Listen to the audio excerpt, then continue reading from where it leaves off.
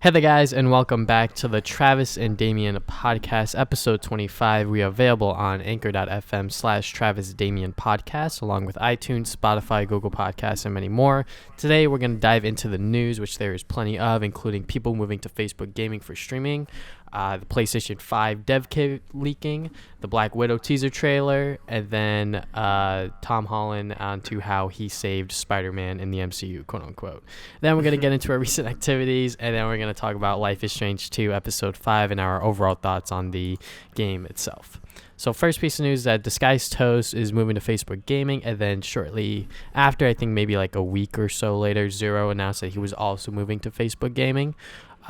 So the deal that Disguised Toast made was that he was only going to do the gaming stuff on Facebook Gaming, but he could still stream on Twitch, like his IRL streams or this and that. So what do you think about that, Damian? It's not like Mixer. Like, I already know people, when someone leaves to Mixer, to kind of meme like, oh, Mixer is like whatever. But at least Mixer is sort of like, it's still like a dedicated streaming platform. And, people could feel okay over there. Like, you don't feel like too bad going over to Mixer. With Facebook Gaming, I know a lot of people just hate Facebook, Mm-hmm. And, there's reasons to not like Facebook. So yeah. I feel like these people moving, Disguised Toast and Zero moving to Facebook Gaming is kind of just like, that feels kind of like a slap to the face to the audience because, like, what? Yeah. I know a lot of people are not happy. I also heard it's just not, like, a good streaming service. Like, it, like, uses your real name and stuff, right? Like, your Facebook name. Mm-hmm. So, yeah. Nice. This is the professional podcast. It's all right. Anyway, what you call it? Yeah, so, anyway, like, if someone's, like, going through, like, a fit, like, someone, like, I mean, it kind of helps that you can't really do that. Actually, you can't like meme and stuff without being weird because like everyone knows who you are. Mm-hmm. But also, people could just like target, like, if you say something someone doesn't agree with, they could just go to your like account and like know all the things about you and all your friends and stuff. Yeah. So yeah, that's pretty uncomfortable. And I just, I don't know. I don't know about this. Okay, so there's obviously a lot of opinions out there about streamers moving to Facebook Gaming. I feel like those that have a really negative opinion about it don't really understand why they're doing it. So obviously being a streamer is not a like lucrative profession, but it works for them right now because they're popular. They're in, with the gaming stuff and this and that, like Toast isn't going to be able to stream forever. So like he knows that like, all right, if I could secure the bag now, aka get a huge paycheck from Facebook, sure, why not? And like Facebook gave him like, I don't know how many thousands of dollars to like make a intro video to like announce that he was moving to Facebook. But instead of doing that, he just donated it to like a children's hospital. So like obviously like Disguised Toast is a good guy just by like his actions alone. And like he knows what he's doing. And when you move to another streaming platform, probably your haters aren't going to move there either, which is like a big point that someone brought up. TBH, the Black Okage, shout out to him. He brought out the fact that like when people move to like other streaming platforms, the people that are going to watch them on there are going to be their fans, and like it's easier to like moderate chat and like have like a better streaming experience instead of like having all of these like haters in your chat or like having it be on like follower mode and this and that. So that's what the case of Toast. When it comes to Zero, I think a lot of people know it's the same thing, like streaming isn't going to last forever, and I think a lot of people know that like he was a very a very successful professional player within Smash Wii U. And when Smash 4 came out, he was like, I'm not playing, competitive just because he doesn't like it. And like people still ask him if he's ever going to come back, and he just keeps saying no. And like I understand that just because like, he got a lot of hate. He just doesn't like it. He doesn't like competing, and like he just is going to stream. And I think it's a lot more acceptable within like the League community when like after you've been pro and this and that and you just don't want to play anymore, you just stream. And if you have that personality, it sticks. But I don't think people in the Smash community understand that like streaming after your professional career is like a normal thing to do. And him going to Facebook is obviously him securing the bag. And I think a lot of people know that like he's in the streaming thing and in like the YouTube game and all of this stuff because he needs the money to like support his family overseas, which is 100% understandable. And I, like huge props to him just because he's doing this to, support his family. And like he's not just doing it to like sell out, I guess, which is like what a lot of people view it as, because it's like, oh, he's moving to Facebook just so he could go and get the bag. I mean, it's also the fact that like streaming isn't going to last forever, but like that's just where I'm gonna end this rant for now. So like, what do you think about Zero moving? I think all the points you made are actually very good. I didn't even think about that. About the haters like not moving either. That's actually a good point. Mm-hmm. And like Zero, like supporting all this stuff. But I feel like again, you should only really do this if like they're smart. Especially this guy's Toast. Like he's already super successful. Like he's probably just doing this to secure that he's just good for the rest of his life. Like like he's fine now. And probably with the money Zero got from Facebook, like from them, like making him move over there, is probably also enough for him to like be pretty good for a while. Mm-hmm. But I feel like again, you should only really take these if you're like you're gonna be secure, because a good fraction of the fan base isn't gonna move on to the platform, even if it's like Mixer or whatever. They are gonna like, now we'd rather stay on Twitch or whatever. And some people are just gonna get really annoyed and angry. It's like, oh, I'm not gonna use it. So I think they know what they're doing though. Like I think they're weighing the pros and cons, and them moving to Facebook gaming is probably looking better than just sticking with Twitch. So like they probably calculated this out. It's not like just like they just took it like without thinking about it. So I mean, again, I don't think Facebook gaming is gonna be like a great like streaming service. But if they are fine over there and like they're could support themselves and all that, then that's all that should really matter if you're like if you're a fan and stuff. So like if you're a fan of these streamers, like if you're that big of a fan of them, you're probably gonna move over and watch them. Hopefully, I've never actually used Facebook to like watch a live stream, but I do believe that those people that are saying that it is bad, it probably is bad. But in the case of Toast, like before he moved over, like for like the past like 3 months or something like that, he's like, hey guys, I removed the donation button, don't sub to me, use your Twitch Prime on someone else, this and that. So like he was definitely like prepared to like make this move, because he was like, hey, don't give me money because I'm gonna move to this other platform. But like obviously he didn't say that outright. And Zero, once again, at first I was like, damn, like he's actually moving to like get the bag, and it was kind of in like a negative thought in my head, but I was like, wait, like this is fine, honestly, because league streamers stream all of the time, and like the way that Zero's doing his like sort of like retirement thing with like him streaming and doing the YouTube thing, it's all to like support his family, and you know what, it's fine, let him do what he wants to do. As long as he's happy, that's all that really matters. Again, as long as they can support themselves and they're happy, then that's all that really should matter. That's probably the main reason they did it anyway. So just don't harass them from moving to your platform. All right, so we got another big news. The PS5 dev kit was leaked, and I think this was actually leaked a while ago. Like I remember seeing pictures about this before. But this one. But now, I guess now it's like for real. So it looks like a 5. Like, it looks kind of dumb. But I'm pretty sure this isn't going to be the final 100% not. Like this is just a dev kit. Yeah, this is just a dev kit. So I think anyone freaking out on how it's going to look is kind of like just think about. Anyway, PlayStation has had like a pretty routine design for almost all their consoles. Like they're always like very like just black sleek things. Like they don't go for anything weird like this. If Nintendo like leaked this, I'm like, okay, I could probably see Nintendo just keeping it like looking like this for a while. But Sony has always been like the PlayStations always look pretty much all the same, like just black rectangles. So I highly doubt they're gonna change it with the PS5. But now that's like the dev kits are coming out and all that.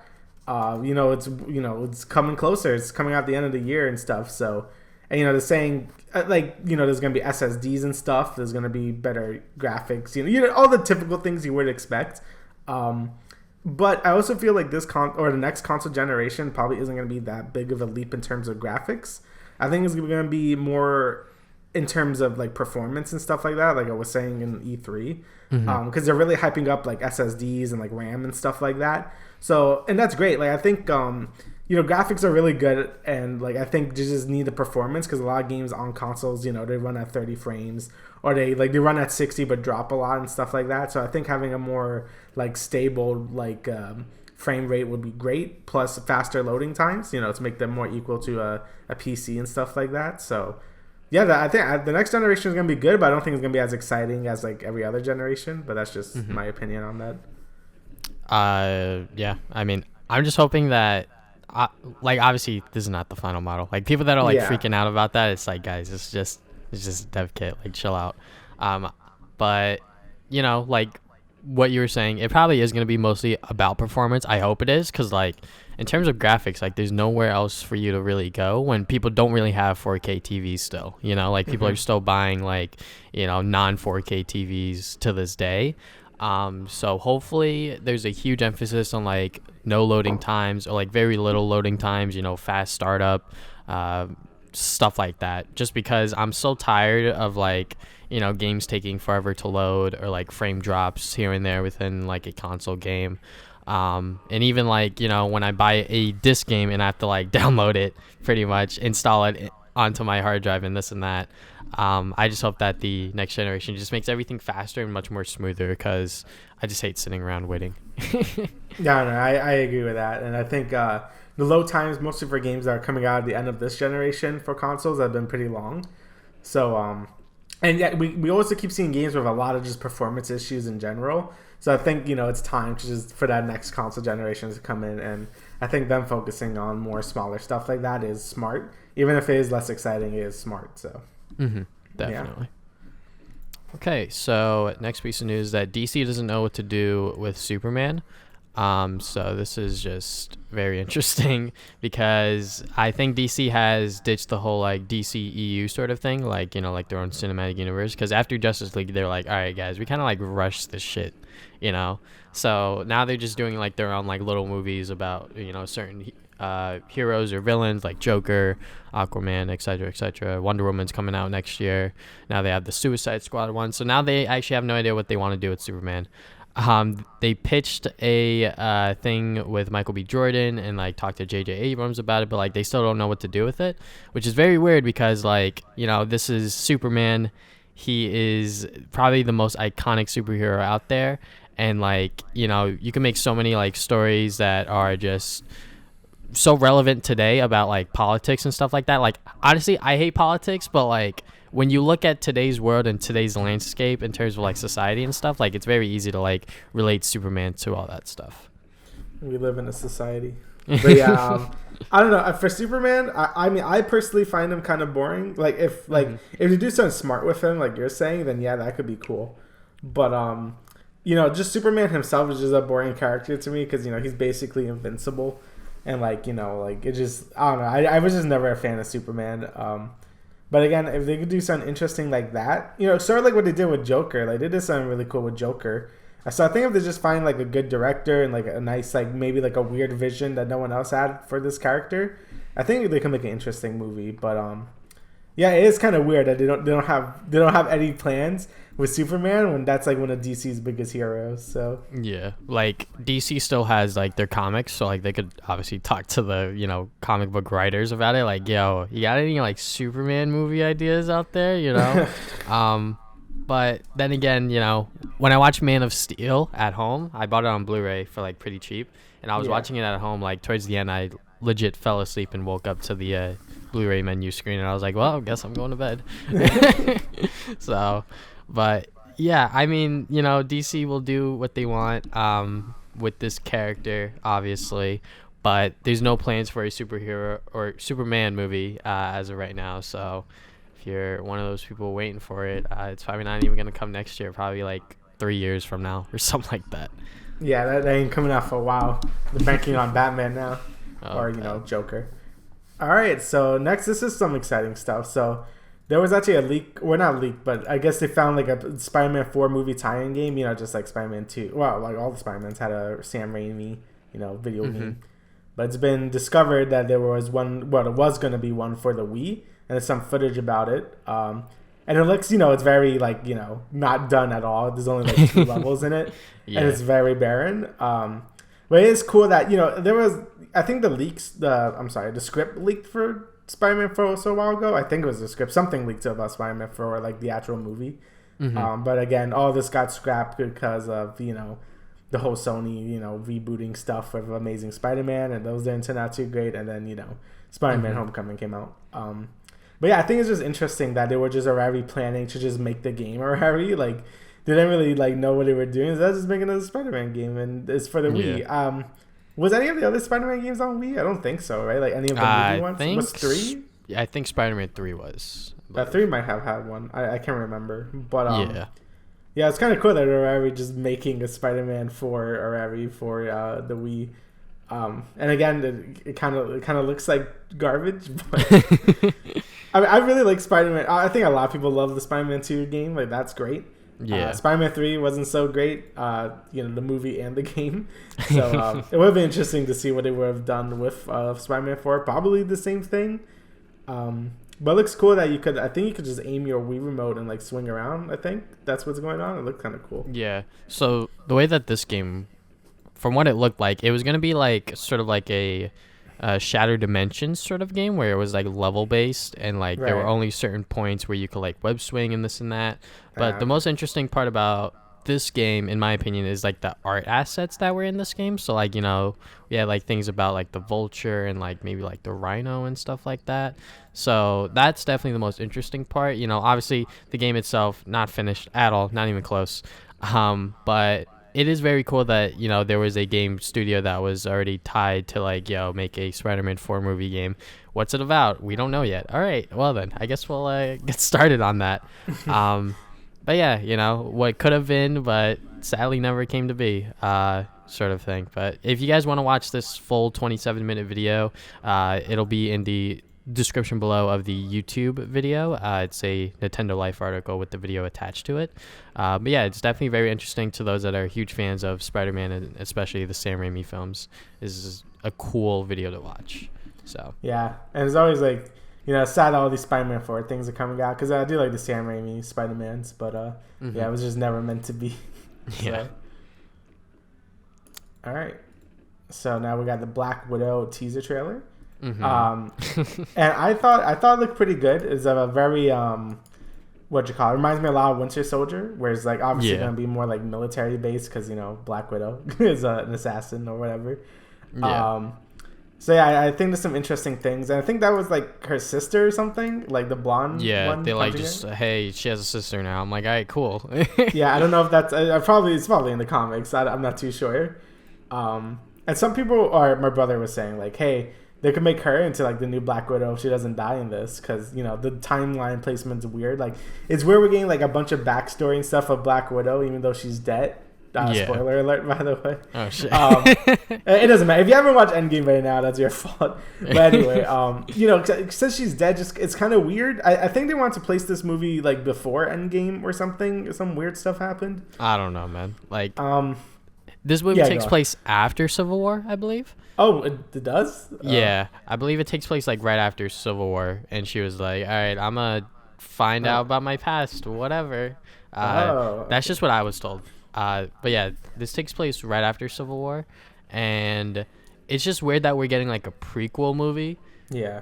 After Endgame. So obviously when the trailer dropped, millions of people watched it just because it's a MCU movie.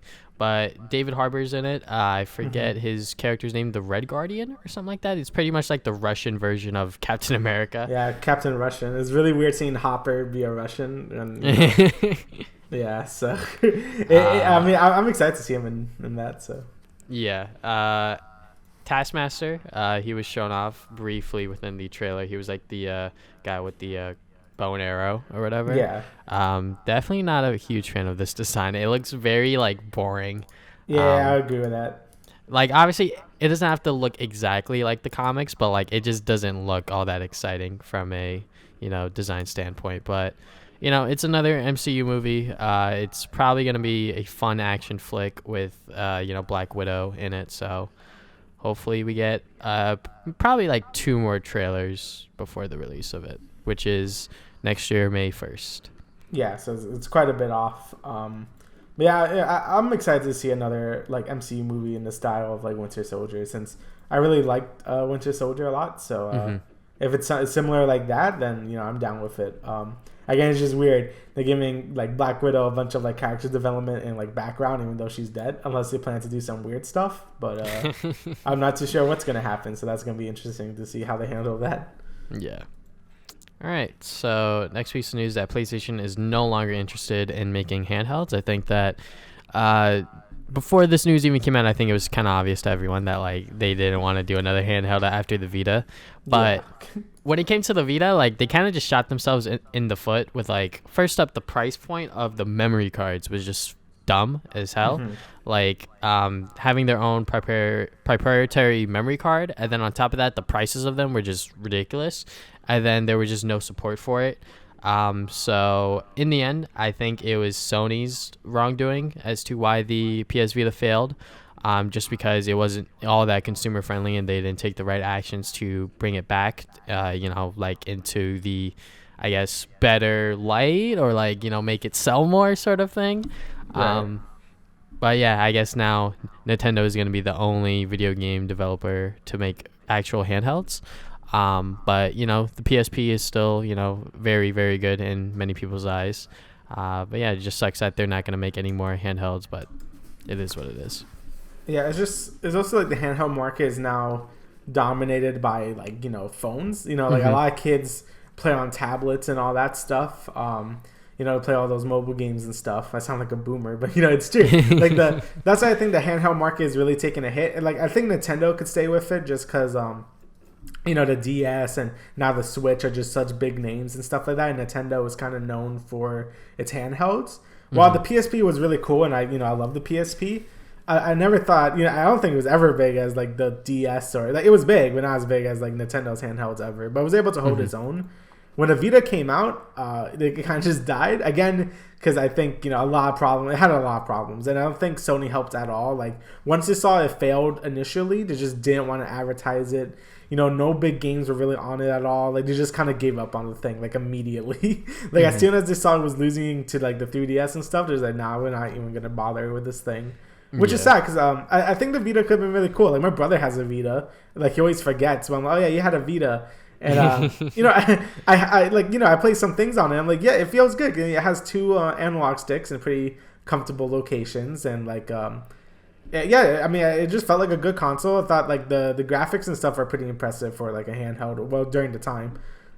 So yeah, I thought it was pretty good. But obviously now it seems like PlayStation or Sony just doesn't want to deal with the handheld market, and that's kind of smart now considering the Switch is so big, and like they probably there's no way they could compete with that right now. Yeah, so definitely. Yeah, probably a smart idea to like back off and let Nintendo just hold it, I guess. Yeah, I don't think I've actually said this on the podcast, but I actually bought a Vita like a couple months ago. You're like ashamed of it? I mean, like I'm not ashamed of it because like I honestly want to do a video on it where like I consistently play it for like maybe like 3 months or something like that. But I mean, I played a little bit of like Sly 2 and like it felt all right. But, I haven't tried any of the other games that I picked up. But, it just sucks that, such a powerful handheld console that was released way early for its time. It just, just never got the support from its, creators. Yeah, which is sad. Daddy Sony forgot about Low Vita. Feels bad. All right, so here's some more exciting news. Riot Games announced Riot Forge, and it's going to be a publishing company. And with this, third-party companies can make single-player games set in the League universe, and that's super cool. Riot is basically doing what Bethesda did. Hopefully they won't like be bad like Bethesda. But, they basically became sort of like a publishing company too, which is a good way for them to like expand. Like it seems like Riot just really wants to expand now, which is good. It took them a while, but, with them releasing their own like first-party games like besides League, now they want to like branch off to doing like publishing and stuff like that. So I think that's really cool. Yeah, definitely, because the League universe and the League lore is very much like attached to its players, like definitely. Yeah. So if they're able to expand that universe but not have them do it directly, that would be very cool. Obviously, whatever developers Riot approaches, or like whatever developers approach Riot, it obviously has to get through Riot first before anything even happens. So I think that we're gonna get some really cool like single player experiences out of this, and hopefully by the end of this, or by the time the first game comes out, we get some cool League stuff. Yeah, because again, I've always said the League IP is just super good. Like I do like a lot of the characters and things like that. And I think they can make a really sick RPG if someone wants to do it. So it looks like they can get someone to do it now, along with that the other game Riot announced, which looked cool. So yeah, I'm very excited for this. So that's really cool. Yes. All right. So the last piece of news is something that every single news outlet has been clickbaiting to hell. It's about how Tom Holland got a call from the president or the CEO of Disney, and that he was drunk during the call. So like this wasn't intentional. He didn't drunk call him like at all. If you watch the video, which I will link in the video of the podcast on YouTube, it's during the Jimmy Kimmel late night show, and the CEO. So the way that this all happened was that Tom Holland was at D23, which was like the big like Disney event where like they announced all of the Disney Plus shows and this and that. And this was when the whole news about Spider-Man leaving the MCU came out, and like that was kind of like definitive sort of thing. And like Tom Holland approached the CEO Bob Iger and was like, you know what, thank you for everything, this and that. And he was like, you know what, let me call you sometime. And they exchanged numbers, this and that. And then coincidentally, Tom Holland went out with his family or something like that. He happened to get drunk, and then Bob Iger called, and he was in the midst of trying to work it out with Sony, and he wanted obviously Tom's input on it and this and that. So he didn't drunk call Bob Iger. He just happened to be drunk during the whole thing. And right. I just hate that news outlets are just clickbaiting this. But if you watch the full or like the last part of the interview during the Jimmy Kimmel show, it's not like that. So it's still kind of funny though.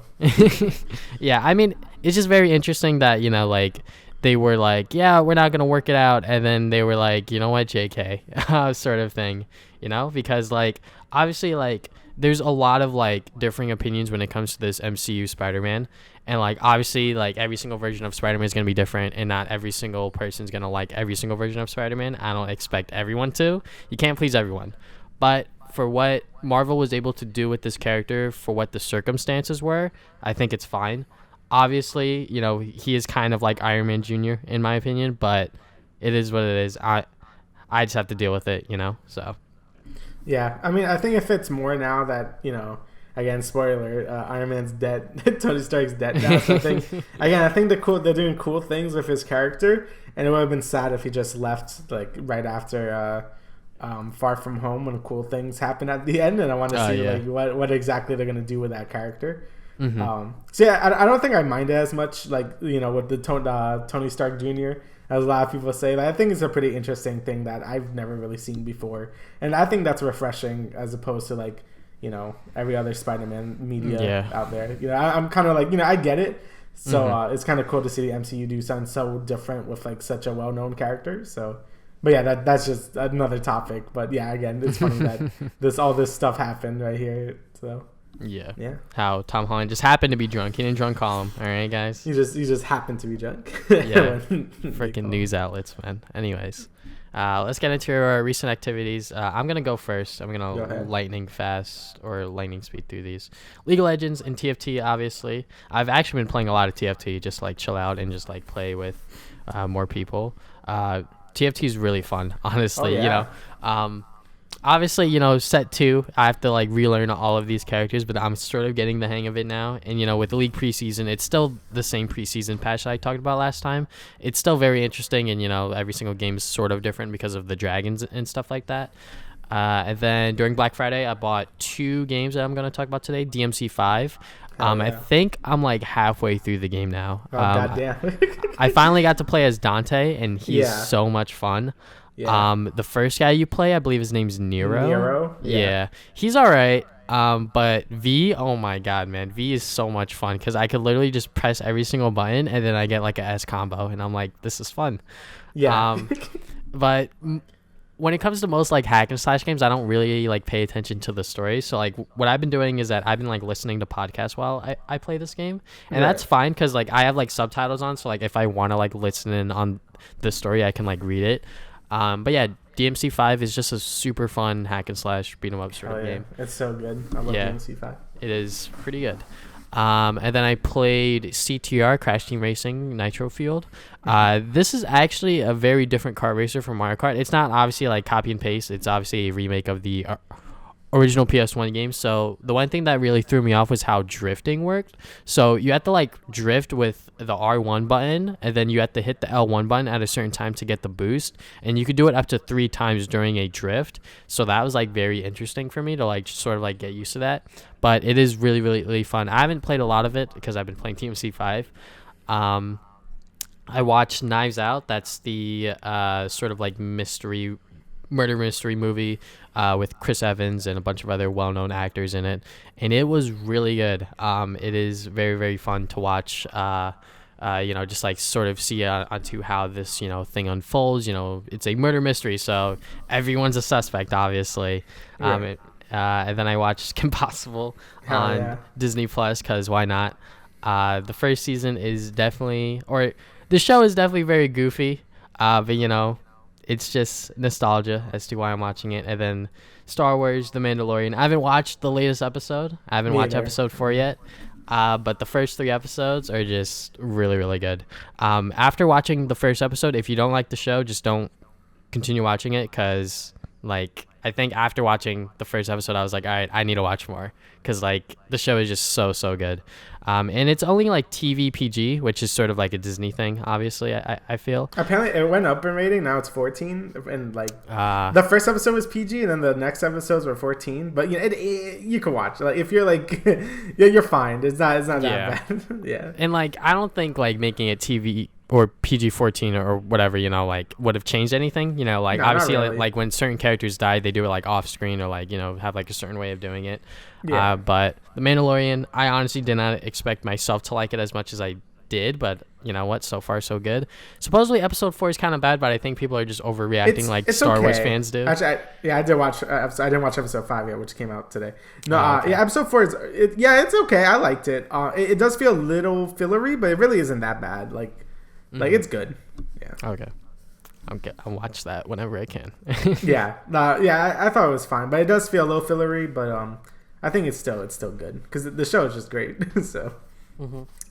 All right, so I guess I'll go next. I've been playing Halo Reach since that came out on PC. Mm-hmm. I think like 3 days ago. And yeah, it's great. I actually didn't play a lot of Halo Reach when it first came out. I played a lot of 3 in ODST. Like I played a lot of 3 in ODST. Mm-hmm. But Reach I kind of played a little bit and then stopped because I think it came out like 2010, right? I think that's when that game came out, and that's when I started playing a lot more PC stuff. So I kind of like abandoned Halo at that point. But playing it more now, it's fantastic. It's like, it's basically Halo as you know it. Like I don't really have to explain that. But the armor abilities and stuff are also pretty fun. I like jetpack, but I don't think it's that good actually. But I like it. Sprinting is also, I know it's boring, but sprinting is also like it's fine. Mm-hmm. I use sprinting a lot just because I'm too lazy to change anything else. But yeah, no, the game is great. As for the port itself, I think it's good. Like it's really good. I didn't have any issues. It runs perfectly fine and gets 60 frames a second. I don't really get any drops. I heard some people were having some weird audio problems where some things were just louder than other things. I didn't really have that issue, which is good, but I know that's a issue people have been saying. But yeah, besides that, the game is great. Only Halo Reach is out right now. The rest of them are coming out later throughout 2020. Which is kind of annoying because it's just like here's just Halo Reach and then the rest of the collection you can't really play right now. But it's great. You can also just buy Halo Reach by itself for $10, which is what I did. Because the rest of the collection is $40, but I don't have $40 right now, so I just bought Halo Reach for $10. So I'm like, oh yeah, it's great. It's a great game.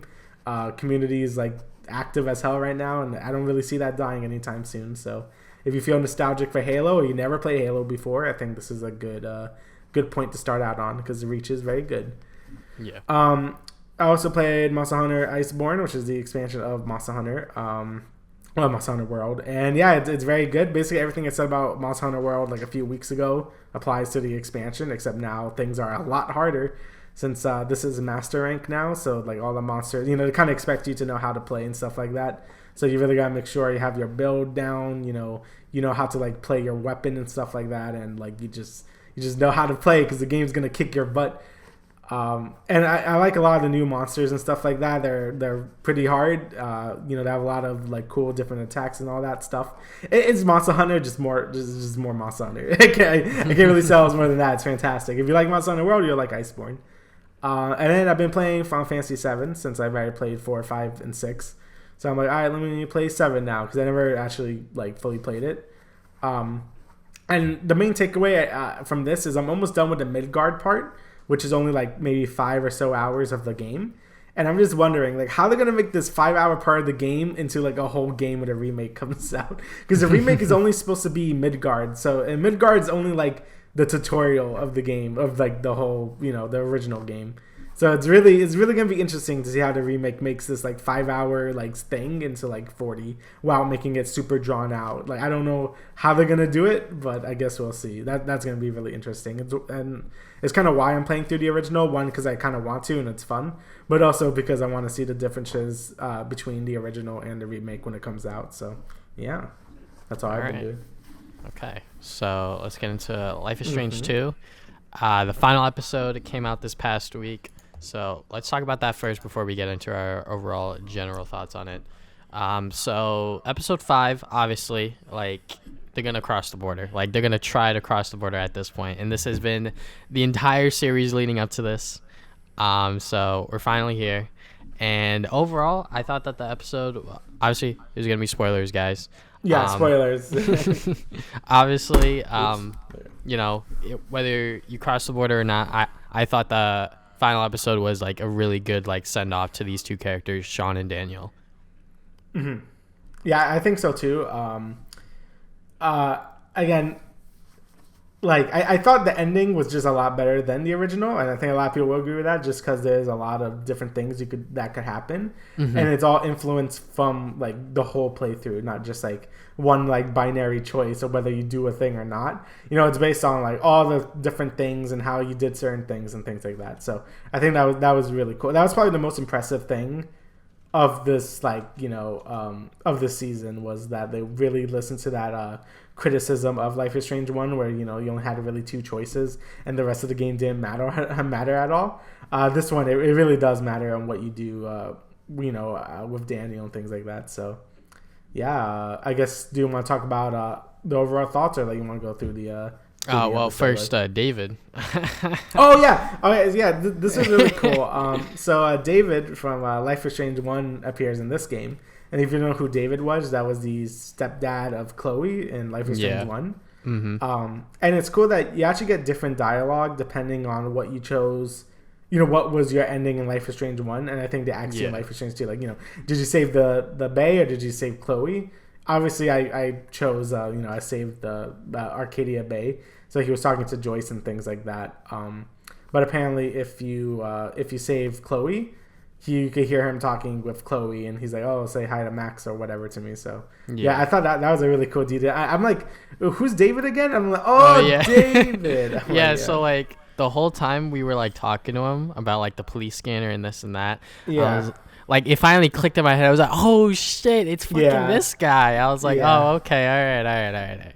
And, like, so, like, the first episode, I messed up and I said that I saved Chloe and I sacrificed Arcadia Bay. So, like, that affected my entire playthrough, but I was like, all right, whatever.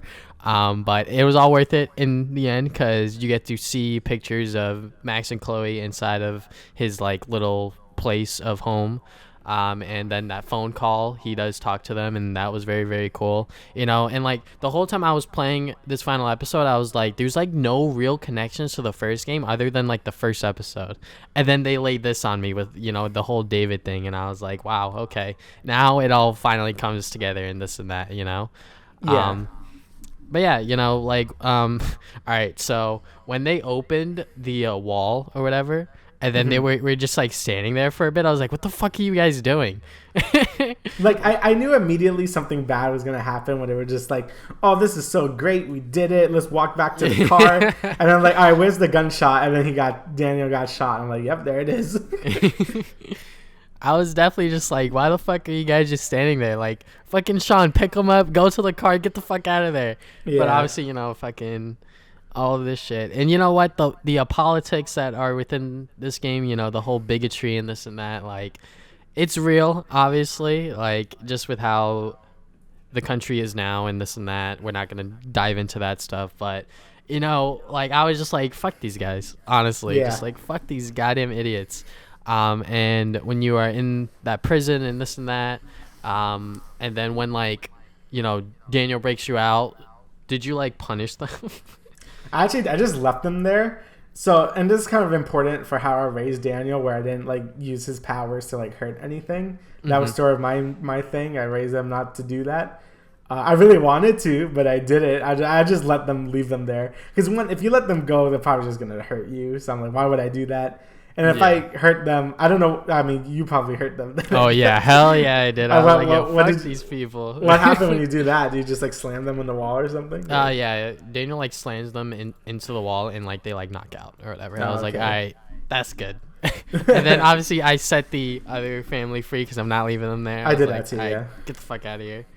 And then what were some other big... All right, so when it came to the cops approaching you, I was like trying everything, but I didn't kill them. I like threw them into the closet, so I was like, I thank God. Yeah.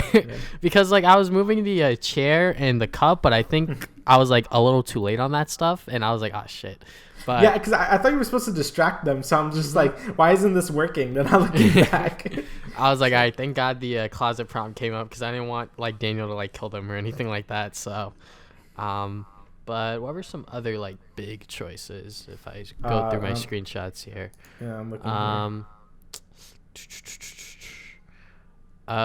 So when it came to like Karen or like Sean's mom, I was like, bro, don't be such a fucking dick. Like, she's trying to help, like, obviously, like, she fucked up. She didn't want to be a mom to begin with, but you know what? She's trying to, like, make amends. So, overall, it said that I was closer with Karen, so that's good. Yeah, I was that way, too. I still think they either should have, like, introduced her a little sooner or, like, I don't know.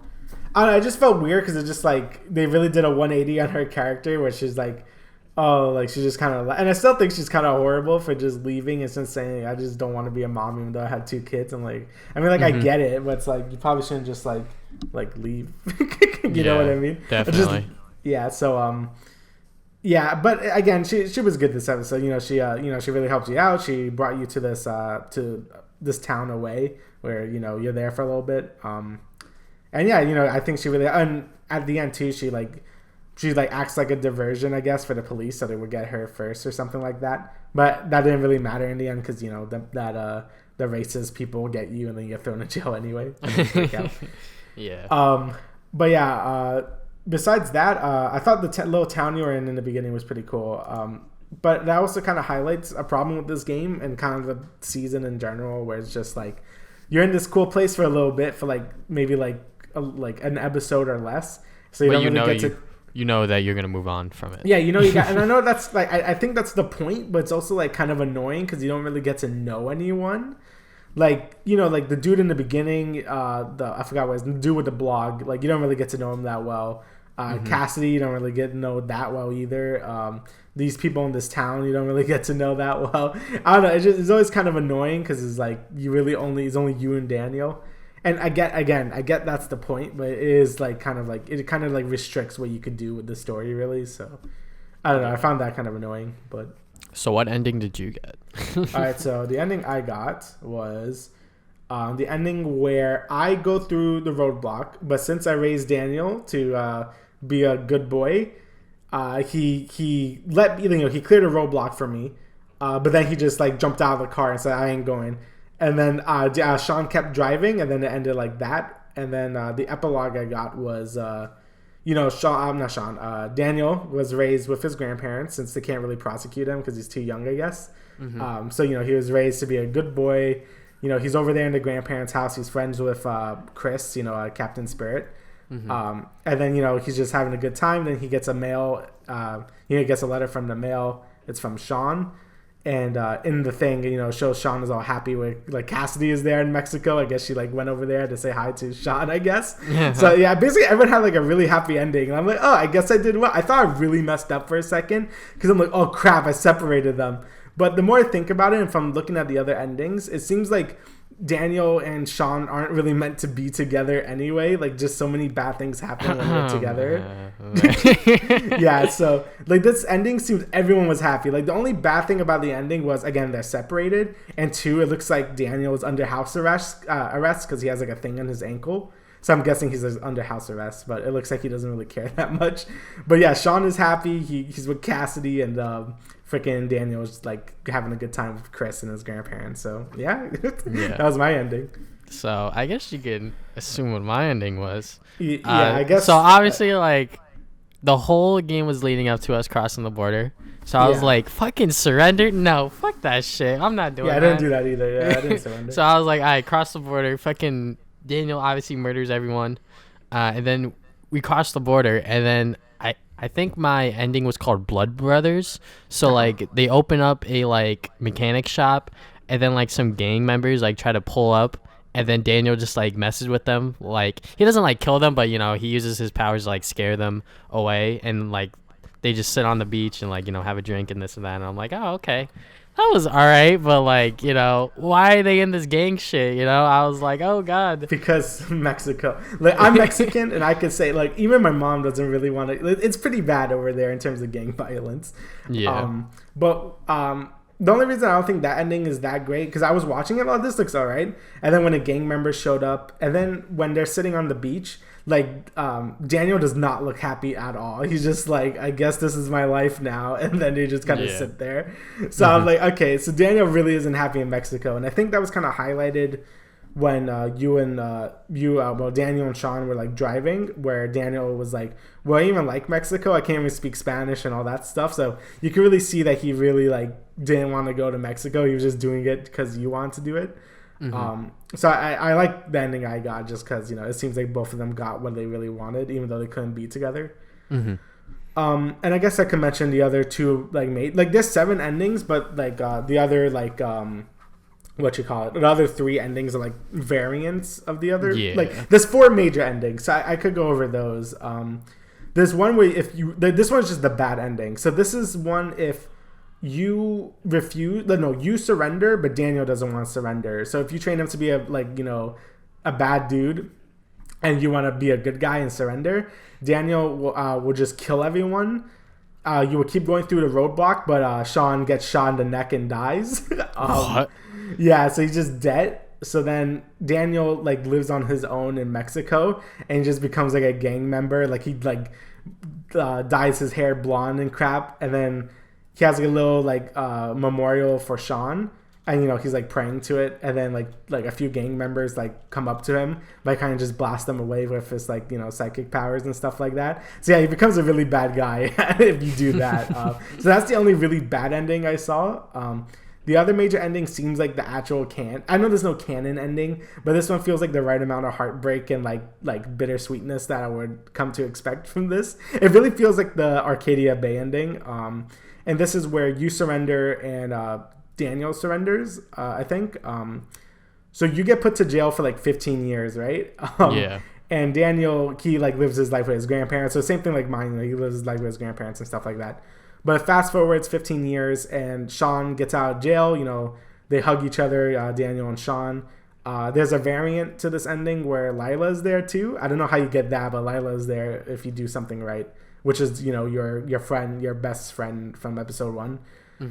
But then after that, you know, they go hiking in the woods, like the same woods that you hiked in episode 1. You know, where you what was it? I think it was episode 1 where you just go to the woods and hang out and stuff. Yeah, they both hang out over there, and then Sean just starts crying because, you know, jail. And Daniel just tries to comfort him, and then in the morning they get up, they both drive away, and then that's it. It just seems like it would be like, you know, because they're together, but it's still sad because Sean was put in jail for 15 years for a crime he didn't do. So yeah, that one feels to me like, you know, would probably be the canon ending if there was one. But I like my ending because everyone was happy. So yeah.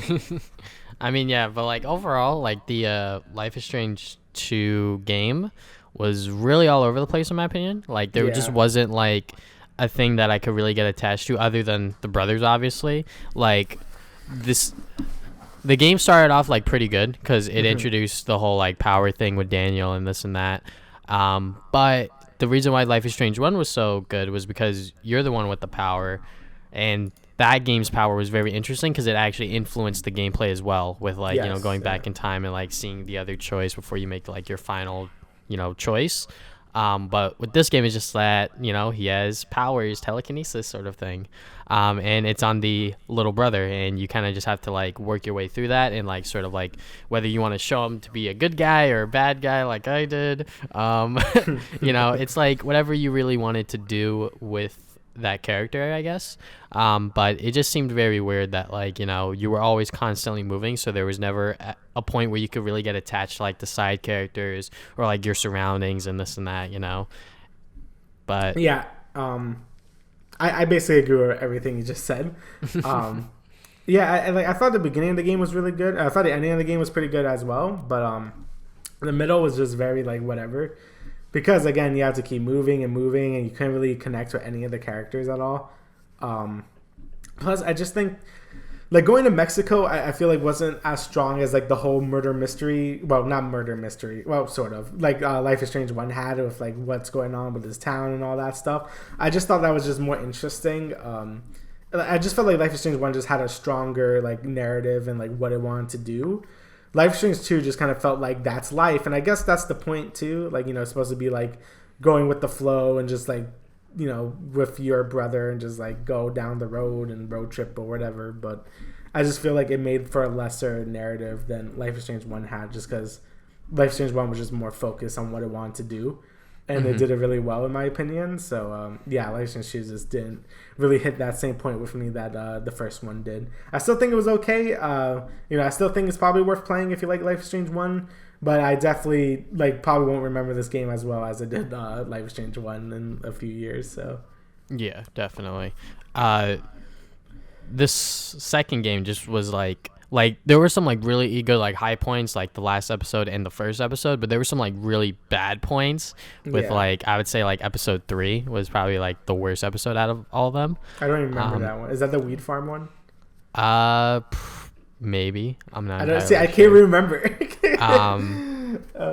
No, I think that was the episode where the church episode. No, that was episode 4. Church was 4. Yeah. So I think episode 3 was like the weed stuff or whatever. Yeah.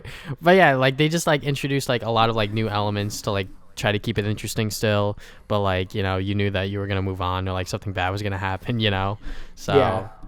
It just felt like. Oh yeah, go on. It just felt like that. It was just no lack. There was a lack of focus, and like they were just trying to like go with the flow as to like what they were trying to do with the game itself. But I think Don't Nod learn from this, and they're gonna keep their future releases a lot closer to each other, because like they started this game at the end of last year, which is almost a year ago, so the fact that this game was taking this long to like finish in terms of like the story was kind of like yeah, and I felt like it just didn't need to be 5 episodes. Like a lot of it just felt like filler, like especially the last episode. I'm like, I don't even know what the point of any of that was with the whole cult thing. And again, like it's almost like every episode felt like filler except the first and last one, just because you don't really get like none of these characters aren't really relevant at all except your mom, I guess, and Daniel. So yeah, I don't know. I thought it was cool how they really the endings matter to what you did with Daniel, but overall the thing was just it was okay. Yeah. But hopefully, if they decided to do, a Life is Strange 3, try to tie it all together with Sean and Daniel, and maybe even Max and Chloe. Honestly, I wouldn't mind if they went back and revisited those characters to, like, have, like, a alternate sort of, like, universe where, like, all right, let's see what would happen with Max and Chloe again, sort of thing. Right. Obviously, we have, like, this comic book tie-in that they've been doing recently, but, like, not everyone's been reading that. So, and there's obviously, like, multiple different, like, universes and stuff like that they could do with those characters, because when it comes to the Life is Strange community, like, they just love those characters in particular. Oh, yeah. Like, obviously... Oh, yeah, go on. Obviously, like, people like Sean and Daniel as well, but, it's just more apparent with Max and Chloe. Yeah, I was just gonna say that sometimes I like to go into subreddit and like look what people are talking about if I miss anything, and I barely see anyone talking about Life is Strange 2 in that subreddit. It's mostly just like pictures of Max and Chloe and stuff like that. So I'm just I don't know. I just felt like this game really missed the mark, I guess, with like what it was trying to do. Again, I still think it was okay, and I think it's still worth playing if you're a fan of the first one. But I do think it misses a lot of what made Life is Strange 1 really good. So, like, like what you were saying with the subreddit, I was actually like peeking at the last episode for Life is Strange 2, like their like discussion sort of thing. Yeah. Most people were just talking about David and Max and Chloe, and I was Yeah, like, yep, yeah. that's exactly what I expected. But, you know, like overall, you know, it was a all right experience. You know, there were definitely some highs, but the lows weren't exactly all that great. So, but yeah. Is there anything else you would like to add, good sir? No, I think that's it. All right. So thank you guys for listening to the Travis and Damian podcast once again, and we will see you guys 2 weeks from now with another episode. See you.